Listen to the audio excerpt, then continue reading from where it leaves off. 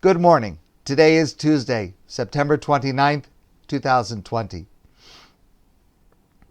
Of course, yesterday, Yom Kippur at ADATH, we missed the majority of our crowd, though I am happy that they were protecting their health and they did the right thing. For those of us at ADATH, I thought it was marvelous. It was unique, it was beautiful, it was deeply spiritual. And of course, I would love your feedback if you were there. In the afternoon, I was standing on the street. Someone who lives on the block came up to me, 2 meters distance. And he looked around and he said, "Look at this. In this corner of Harrow, there were 5 separate minyanim, all going on side by side, each one open to the other. 2 Sephardic minyanim, 3 Ashkenazi minyanim, all right next to each other, with the mingling of sounds, the mingling of customs and prayers, the different shofar sounds at the end." And he said to me, "This is historic. Where else in the world would you see a sight like this?" And he is absolutely right. It was a historic, incredibly beautiful, meaningful sight. Our little corner of Harrow. A tremendous, tremendous accomplishment. It comes from a dedicated group of men and women, each of whom went beyond what they were originally asked to do. The people that led the davening, the people that set up, the lay people that made the decisions, the people that took care of the tent, the people that took care of the registration, the people who took care of the seating. Everyone worked harder than they thought they were going to have to work, especially when the rules changed last Monday night. And every single member of the team remained flexible, making changes when necessary. I could not be more proud of ADATH than I am this morning. Okay, then with the end of Yom Kippur comes the news that the alert level in Montreal was raised to red. So, first, I think that there is a troubling and wrong attitude in certain parts of our Jewish community, and it surfaces often and in many different ways, but it boils down to some variation of this. Why is the government doing this to us? That is wrong. It's factually wrong. It's philosophically wrong, and it's an attitude that contains the seeds of much behavior that is against the law and against Jewish law. Because the government is not doing anything to us. The government is doing this for us. It is for our protection.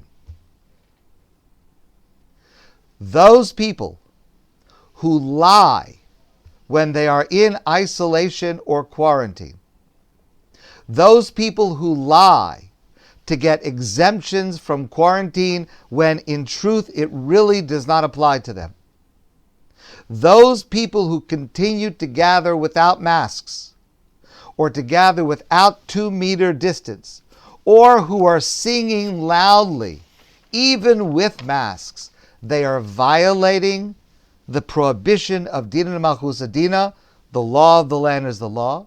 They are violating the Torah prohibition, V'nishmartem ma'od lenafshosechem, and you shall be exceedingly cautious concerning your health, because all of these measures, all of our experts tell us, are unsafe. They are putting their own family and friends at risk for serious, life-threatening or life-altering disease, and they're putting us at risk, you and me. And lastly, they are putting the reputation of our community at risk.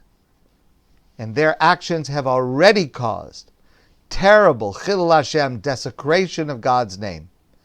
And unfortunately, it continues to happen. I understand from Facebook, reading last night, that there were actions where the police came to interrupt services that were not being held in accordance with the guidelines at a couple of places. I didn't see it anywhere myself. Of course, our precautions were 100%. I'm very proud of how careful everyone was about every detail of the precautions at ADATH, but I saw it on Facebook. So let me say this. I wasn't there. I am not the umpire. And I am not taking sides. And I am not naming names because I do not have firsthand knowledge. If, after a full investigation, the police are found to have done something that was improper, then of course they should be held responsible. Goes without saying. However, let me add, when I see among those complaining of their treatment places that since March have flouted the rules, transmissions have occurred there, events breaking the rules have occurred there,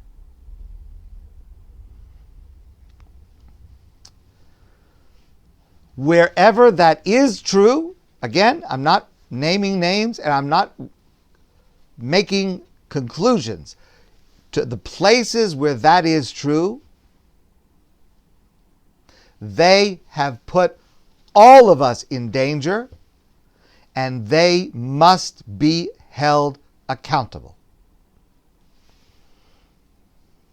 And that applies whether it is a public area or a private area. Those places that are doing these things in their backyards, flouting the rules of which I mentioned, are just as responsible as those institutions that are doing it and flouting the rules.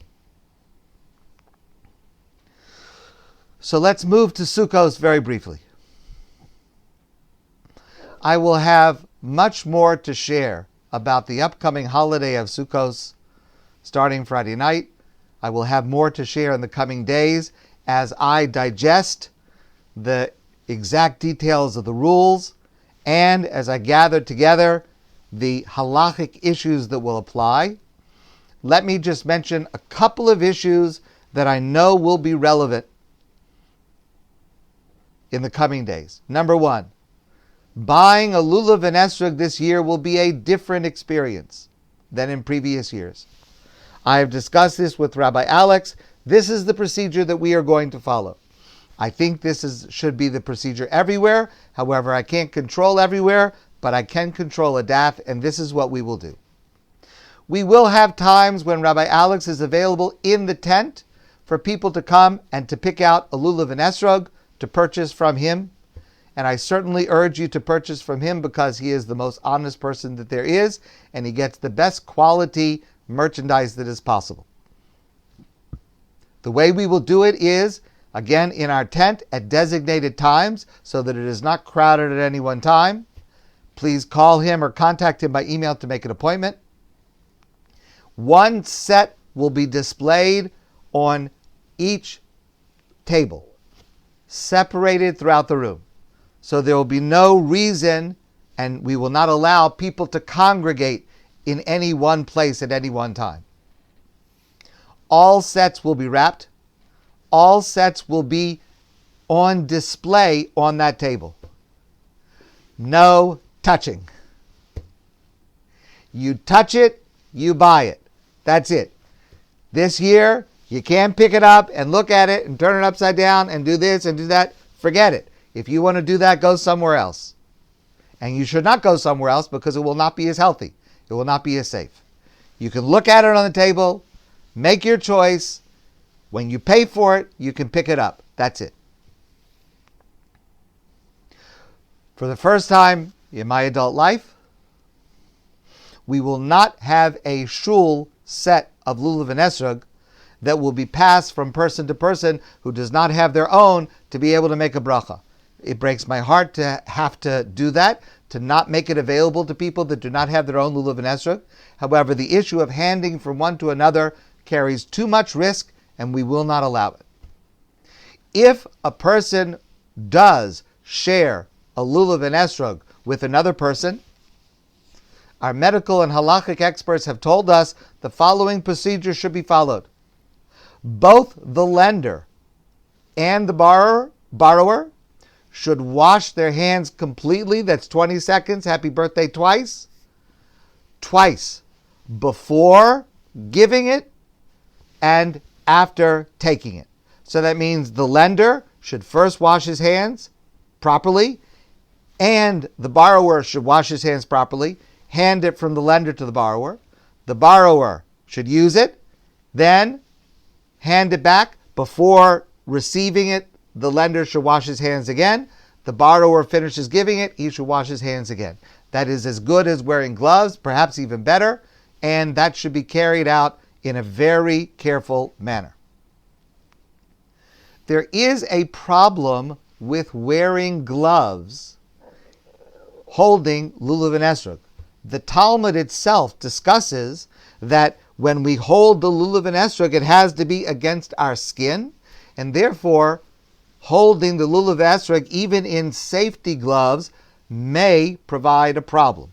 However, so far, our medical and halachic experts have told us that we are better off with the procedure of very careful hand washing, what I just described before. Both people, giver and lender, washing their hands well and properly, both before taking it and after giving it back, and that should provide adequate preparation and safety.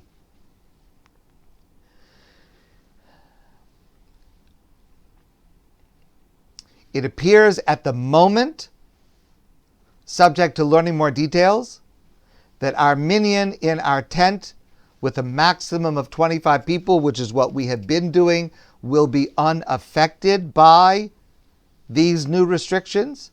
Assuming that is the case, we will continue our minyan. Of course, if there's any other guidance about our minyan, we will follow that guidance. But for the moment, we continue with a maximum of 25 in our tent. We will have a lot of issues to consider once we come to Sukkot. For example, the practice of Hoshanos, walking around, unless we're able to do it in a safe manner that everyone remains 6 feet distant, we will simply not have that practice during davening. We'll see what we can work out. Simchas Torah.